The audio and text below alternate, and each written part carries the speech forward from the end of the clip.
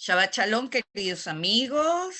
Hoy vamos a hablar de particularidades de Pesaj eh, que corresponden también a la cuenta del Omer, corresponden a la corrección de nuestra vida, corresponden a todo lo que hacemos. Y espero que la clase les sea de utilidad. Hoy fue un Shabbat especial, Shabbat Hol HaMoed, y es muy raro que se llame Shabbat Hol HaMoed, porque Hol HaMoed quiere decir media fiesta, y un Shabbat media fiesta es como raro, pero ya vamos a entender. Se leyó el Éxodo, parte de la parashá de Kitizá, parte de la parashá en el momento en el que eh, Moshe va a pedir perdón a Dios. Lo cierto es que es un pasaje muy bonito que leímos y se los quiero poner para empezar la clase con una buena vibra. Dice así: y cuando Moisés entraba en la tienda, la columna de nube descendía y se paraba a la entrada de la tienda, mientras Dios hablaba con Moisés. Cuando todo el pueblo veía la columna de nube colocada a la entrada de la tienda, todo el pueblo se levantaba y se inclinaba a la entrada de cada tienda. Adonai le hablaría a Moisés cara a cara, como una persona habla con otra, y luego regresaría al campamento, pero su ayudante, Josué, hijo de Nun, su ayudante, no quiso salir de la tienda. Moisés dijo a Shem: mira, tú me dices, conduce a este pueblo adelante, pero no me has dicho a quién enviarás conmigo. Además, has dicho, te he señalado por tu nombre y en verdad te has ganado mi favor.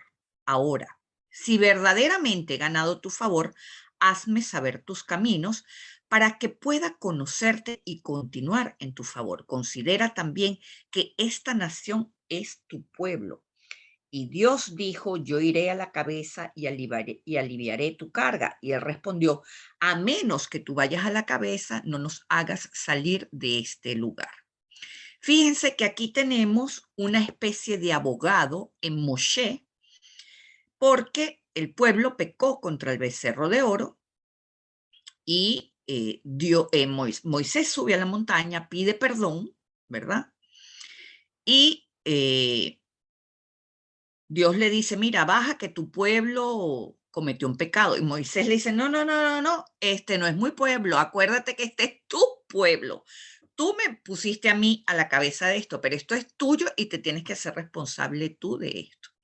Entonces es como una especie de debate que hay entre Dios y Moisés, en donde Moisés es el abogado del pueblo. Ahora, eh, lo que tenemos que entender es que Hol, como les dije, este Shabbat Hol HaMoed, Hol quiere decir lo sagrado y Moed significa festividad.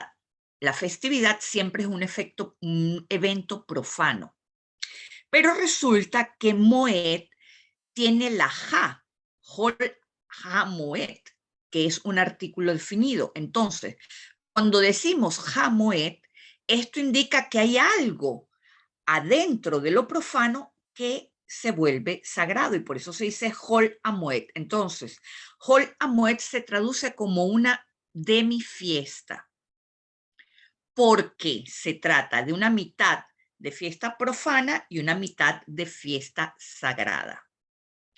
Pero cuando llega Shabbat Hol HaMoed, porque Hol HaMoed son los días que hay entre el primer día de Pesaj y el último día de Pesaj, y entre el primer día de Sukkot y el último día de Sukkot. Esos son los días que se llaman Hol HaMoed. Pero dentro de Pesaj, cuando llega el Shabbat Hol HaMoed, y dentro de Sukkot, cuando llega el Shabbat Hol HaMoed, entonces es como si el Shabbat hace que el Hamoed, la fiesta profana, se vuelva también sagrada. Entonces tenemos que esto es una elevación adicional de santidad y se produce, como les dije, 2 veces al año, en Pesaj y en Sukkot. Es decir, que los días profanos, esos 7 días, debemos vivirlos como si fueran días sagrados, y ya vamos a entender por qué. Para empezar, son 7 porque la corrección es principalmente en el mundo de Seiranpin, en el mundo emocional. Pero, como les he explicado en otras ocasiones, la palabra Pesaj proviene de pasaj, que quiere decir pasar sobre. La pregunta es, ¿pasar sobre qué? En el sentido profundo, esto quiere decir que Dios pasa por encima de los niveles de impureza del hombre para sacarnos de Egipto. Es decir, Dios nos sacó de Egipto por lo que somos y no por lo que hicimos.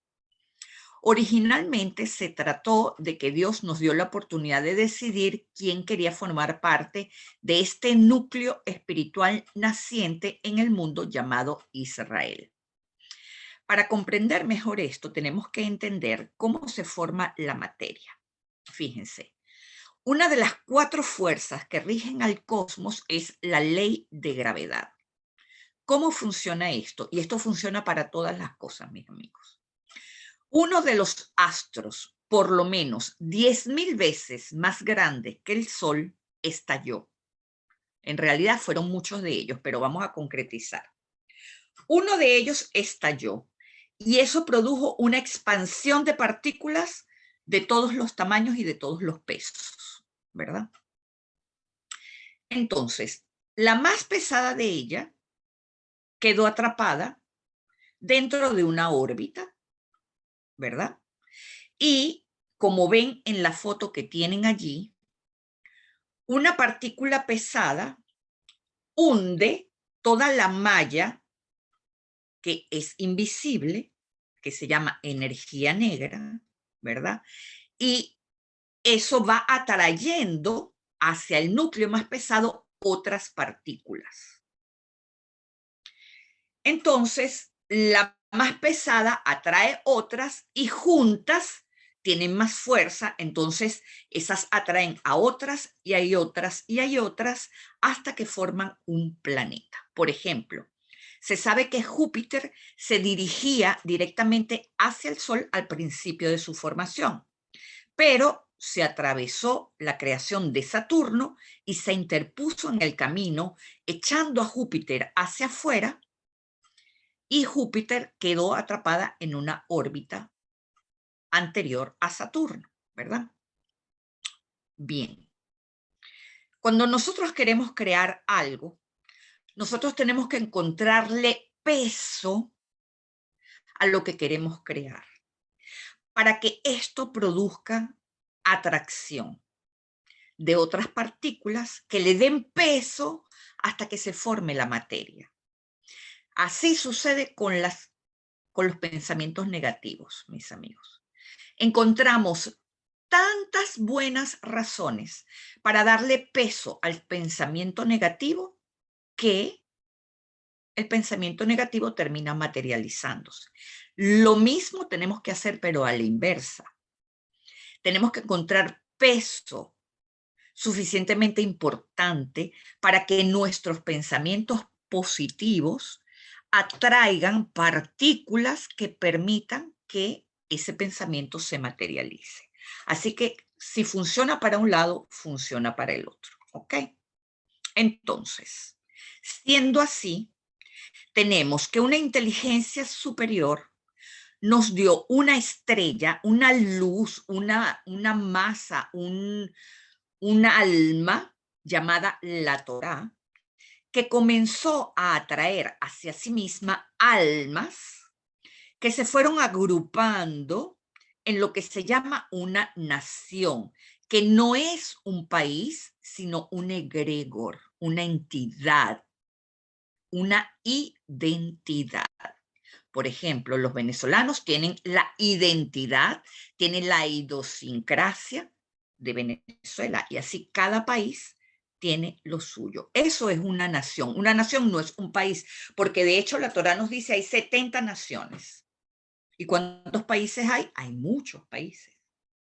No, se trata de 70 maneras de pensar, 70 caras, 70 identidad de 70 identidades energéticas. Entonces, eso es la Torá y eso es Israel. El sacrificio de Pesaj, por ejemplo, representa un solo día. El sacrificio de Pesaj se hizo en un solo día. Y ese sacrificio representa el deseo y la voluntad de pertenecer a esa estrella llamada la Torá.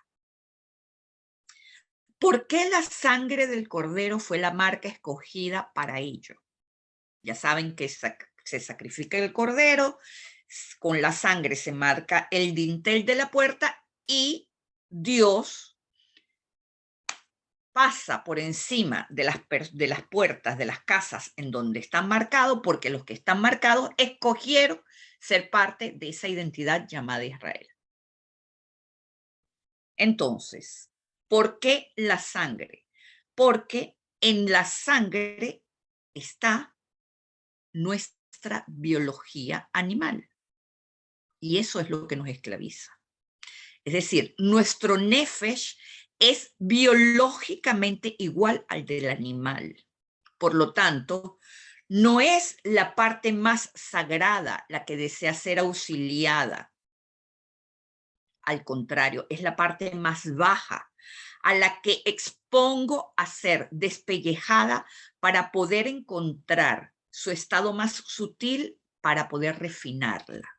De eso se trata salir de Egipto y para eso es el sacrificio de Pesaj. También es importante saber que cada festividad del calendario hebreo trabaja un órgano. Hanukkah trabaja los ojos, por eso debemos contemplar las luces de las velas. Sukkot trabaja las manos, por eso sacudimos el lulav con las manos. Shavuot trabaja los oídos, ahí recibimos la Torá. Rosh Hashanah trabaja la cabeza, hemisferio derecho, izquierdo. Yom Kippur trabaja el corazón, que es la humildad y el perdón. En fin, cada fiesta trabaja un órgano, porque el órgano influencia todo lo que nosotros percibimos del mundo. En Pesaj se trabaja la boca. Eso quiere decir que nuestra libertad está en la capacidad de hablar. ¿Quiere decir eso que la libertad es decir lo que me da la gana? No, al contrario. La libertad radica en callar cuando debo y en hablar cuando puedo hacerlo. La libertad es la obediencia a mi propia voluntad. Si yo decido callar, puedo callar. Y no va a venir un impulso animal más fuerte que yo a ponerme a despotricar por esa boca. De eso se trata. Quiero que vean esta imagen que tienen allí, que es el árbol de la vida y el modo como viaja la luz. Esa luz relampagueante viaja por unos senderos que son influenciados por ciertas letras hebreas. El árbol de la vida con el cual trabaja la cábala hebrea, que es el que nosotros usamos, la luz pasa por ciertas letras que nos dan un peso numérico de 976. Fíjense, tenemos la letra G. No, déjame la imagen anterior, Dani, por favor. Vean por dónde pasa la luz de acuerdo al esquema que tienen a la izquierda.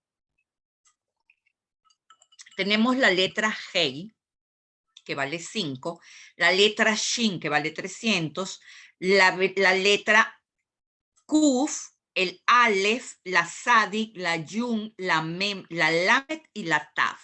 En ese sentido viaja la luz. Eso nos da un valor numérico de 976, que es el valor de la palabra Vaetz. Creo que lo tenemos en una diapositiva, Dani. Ahí está. Tenemos el valor de la palabra Vaetz, que quiere decir y árbol. Esta palabra viene o tiene las mismas letras que la palabra Eretz, que quiere decir tierra, y Ratzón, que quiere decir voluntad. Ahora, ¿cuál es la relación entre la tierra, el árbol y la voluntad? Veamos qué nos dice la Torá en Génesis 1 al 23 y al 31. Ahí se relata el sexto día de la creación. Y fue la tarde y fue la mañana del día quinto.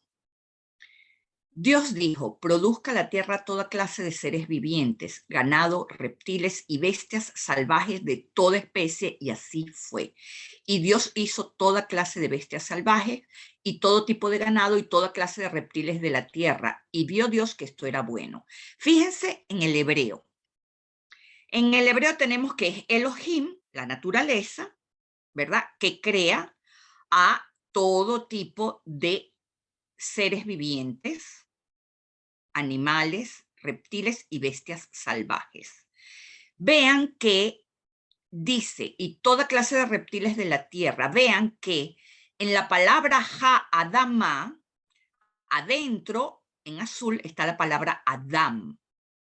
Y por fuera están las dos Hei, del nombre de Dios, Yud, Kei, Vav, Kei. ¿Ok? Quiero que vean eso en primer momento. Ahora vamos al siguiente versículo. Y Dios dijo, hagamos al hombre a nuestra imagen conforme a nuestra semejanza. Ellos gobernarán sobre los peces del mar, las aves del cielo, las bestias, toda la tierra y todos los reptiles que se arrastran sobre la tierra. Si vemos la diapositiva anterior, van a ver que Adán está bien lejos, separado con varias palabras, de Elohim. 1, 2, 3, 4, 5, 6, 7, 8, 9 palabras, 10 palabras. Elohim de Adán o de Adamá. Aquí vemos que Adán está separada de una sola palabra de Elohim. Y la palabra es naase, que quiere decir hacemos. Elohim hizo al Adán a su imagen, Betzalmó, Betzalmenó. Entonces, dice este versículo, y Dios creó la humanidad a imagen divina. Dios los bendijo y les dijo, sed fértiles y multiplicaos, llenad la tierra y dominad los peces del mar, las aves de los cielos y todos los seres vivientes que se arrastran sobre la tierra. Yo les doy toda la semilla, bla, bla, bla, bla. En el primer texto vemos cómo Adán y Elohim están separados. Y además, como les dije, tenemos la palabra Adamá, que envuelve a la palabra Adam. Y Adamá quiere decir fango, humus, fango, esa materia viscosa. Entonces, el cuerpo del hombre es en potencia fango. Es parte de los animales y las bestias salvajes, nos los está diciendo la Torá. Pero en el segundo texto, Adán se acerca a Elohim, el creador lo moldea del fango, lo amasa, lo moldea, lo modela, y el fango desaparece y aparece la tierra. Entonces ya la tierra ya no es Adamá, sino es Eretz, que no es otra cosa que la expresión de la voluntad divina, porque Eretz es exactamente lo mismo que Ratzón. Y Ratzón es voluntad. Y la voluntad es hacernos a semejanza de Elohim. Es decir, tener el dominio sobre toda la naturaleza. Este fue el proyecto maravilloso de Dios. Luego de esto, Dios toma el Adamá para formar el cuerpo del hombre. Ya esto es el Génesis, la primera parte, luego vamos a la segunda parte. Dios toma el Adamá para formar el cuerpo del hombre, le puso alma divina y cedimos a la voluntad del animal y no a la voluntad divina. Esa fue la decisión de la humanidad, de Adán y Jabá, que decidieron comer del árbol del conocimiento del bien y del mal. que era mucho más bonito y mucho más atractivo que el árbol de la vida. Es decir, el árbol del conocimiento nos atrapó en la materia. Entonces, Pesaj, que es el día del sacrificio pascal, nos dice que para salir de esa ilusión de lo material, creyendo que ella está fija, que es inamovible, nosotros tenemos que dar un salto por encima de la naturaleza. Y fíjense que hay un midrash que dice que cuando Dios estaba hablando con el faraón a través de Moshe para lo de las plagas, eh, Dios le dice, o Moshe le dice al faraón, mira, nos tienes que dejar salir porque eso es la orden de Adonai. Y el faraón le dice, pero si yo no, eso no lo conozco, ¿quién es ese? Adonai es el que se le reveló a Abraham. ¿Y ese quién es? Abraham es alguien que está por encima de la naturaleza. Entonces, no sé qué quieres decir con eso, no me interesa, yo no lo conozco. Ah, bon, entonces yo voy a poner, porque el Nilo en aquel momento era un dios y del Nilo dependía toda la economía de Egipto, toda su grandeza. Entonces Dios le dijo, bueno, yo voy a llenar de sangre el río del Nilo, lo voy a hacer completamente infecto para ustedes, pero para mi pueblo, para los hebreos, para los que decidieron estar conmigo, yo, que son los hijos de Abraham, yo voy a hacer una diferencia. Ellos están por encima de la naturaleza y así lo vas a ver. Y así sucedió con todas las plagas. Fue una manera de que el faraón entendiera que estar fuera de él, fuera de Egipto, era ponerse por encima de la naturaleza. Entonces, nosotros tenemos esta creencia de que la materia es fija, es inamovible, pero en realidad Pesaj viene a enseñarnos que no es así.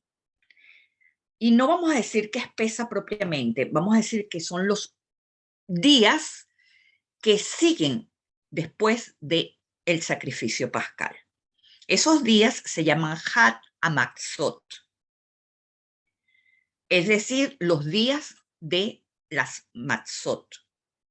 ¿Qué quiere decir esto y en qué se diferencia con respecto a Pesaj? Cuando se prepara la matzá,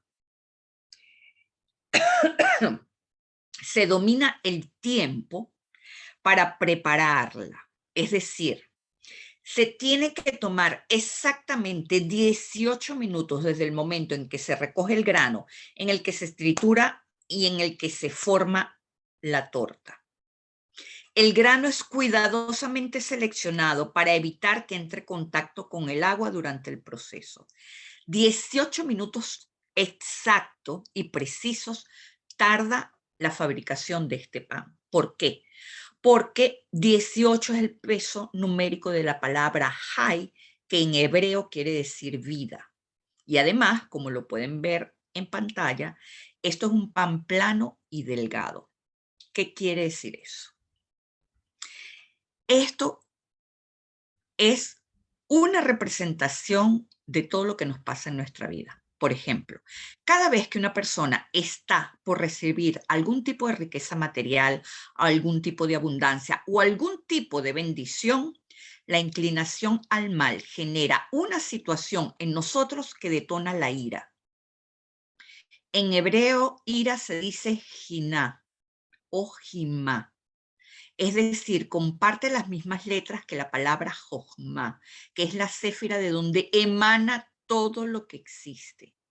Y la misma raíz de la palabra Hametz, que tiene o que retiene dentro de sí el aspecto de ira.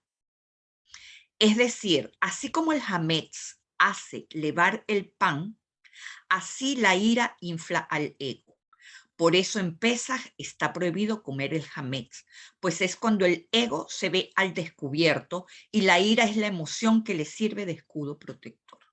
Cada vez que ustedes se molestan porque alguien les dijo algo, es porque el ego se ve descubierto y la ira trata de hacer desaparecer eso que el otro vio de nosotros para hacer que nos distraigamos. ¿Ok? Entonces, Pesaj, con esta manera meticulosa de ser fabricado, nos está indicando que es un pan de vida. ¿Pero qué quiere decir esto? Eso quiere decir que si pasan los 18 minutos y el pan aún no está listo, se comienzan a introducir elementos extranjeros en lo esencial de nuestra vida. Y eso es Egipto, mis amigos. Es todo lo extranjero que asumí por encima de mi alma, que se lo impuse al alma poniéndola a dormir.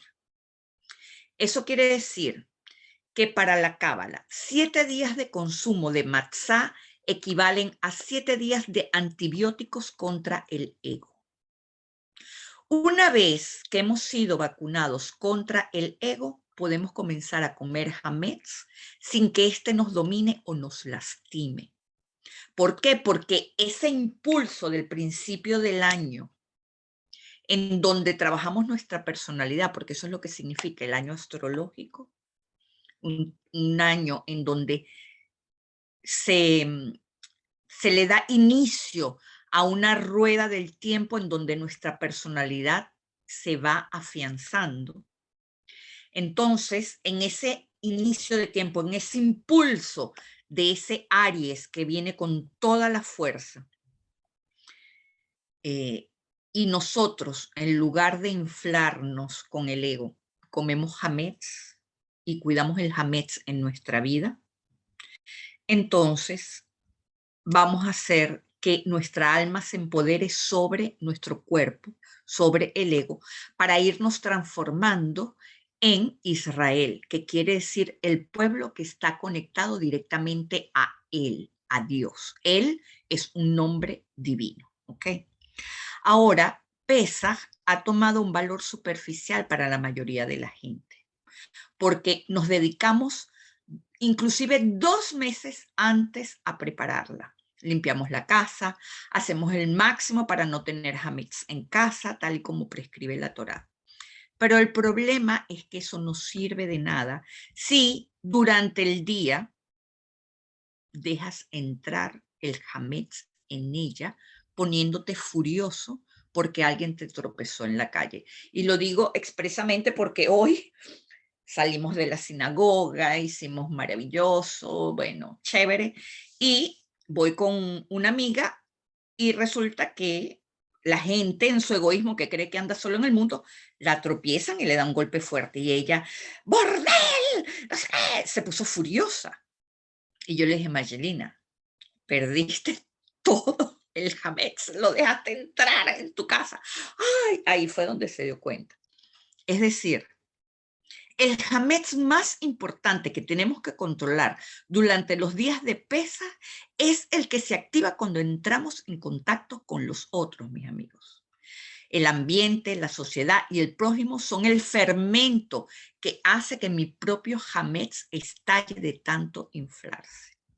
Así que puede que no tengan matzá a mano, puede que no pudieron hacer el ceder al pie de la letra, pero si durante estos 7 días de entradas de la luna de Nisan pudimos controlar nuestra animalidad interna, nuestro ego, nosotros hicimos el trabajo. De hecho, ese es el verdadero trabajo. Lo otro, no le voy a decir que no lo necesitan. Yo no voy a decir no necesitan lo externo, no, porque Malhut forma parte del mundo espiritual. Realmente hay una sensación de liberación maravillosa cuando hacemos la limpieza, cuando hacemos el ceder y durante los días de pesa. Para mí es una de las fiestas más completas que hay. Pero la Torá siempre nos habla de los 25 grados del alma y no de uno solo. Así que lo de afuera ataca lo más bajo y lo interno ataca a lo más alto. Para la Cava, la noche de Pesaj, la noche de Pesaj nos proporciona las luces más elevadas que penetran en nuestro universo. Y ese día no hacemos más que hablar y hablar y hablar, porque es un día en donde uno comparte con toda la familia. Por eso creo que la Agadá se hizo para poder hablar de lo propio y no de lo impropio. Lo propio se trata de volver a contar todo lo que pasamos cuando salimos de Egipto, que es una metáfora de cómo queremos liberarnos de todo eso que nos aprisiona. Pesaj es entonces el inicio de la revelación del infinito al colectivo, mis amigos. Antes de eso, esa inteligencia real y única era percibida solo por individuos, por Jacob, por Abraham, por Isaac, por Joseph, pero el gran plan, la verdadera historia, es la salida de Egipto, que implica salir de lo que no somos, salir de los miedos, salir de las angustias, salir de las limitaciones, salir de todo lo que nos mantiene prisionero de mis creencias y de mi pasado, todo lo que nos mantiene en la ignorancia de la esencia real de lo que somos a nivel individual y grupal. ¿Qué se hace de especial en este Shabbat? Se lee el pasaje de la Torá, con lo cual iniciamos este estudio, y además se lee el pasaje en donde Moshe va a convencer a Dios que perdone al pueblo por el pecado del becerro de oro. Y aparte de eso, se lee el Shir HaShirim antes de sacar el Sefer Torah. ¿Por qué? Porque cuando nos dieron las primeras tablas, mis amigos, Moshe las rompió a causa del becerro de oro. Y eso fue como romper un contrato de matrimonio, es decir, un contrato, una ketubá que no se firmó entre Dios y el deseo espiritual del hombre. Así que el pueblo y Dios pasaron por un periodo de terapia de pareja, que fue esos 40 días que Moshe trabajó para volver a bajar la Torá y para poder concretizar ese matrimonio. Y es por eso que se lee el Shir HaShirim, porque es una renovación cada año de votos matrimoniales entre nosotros y Hashem. Y esto es literal, mis amigos. Entonces, lo importante es que entendamos que estos 50 días del Omer son un reto para que nuestro Hametz, el Hametz más peligroso, que es el que se fermenta cuando estamos en relación con el otro, pueda ser controlado. Y allí estaremos haciendo el trabajo de todo el año y créame que podremos conocer lo que es la verdadera felicidad y la verdadera satisfacción. Hasta aquí la clase y vamos a las preguntas.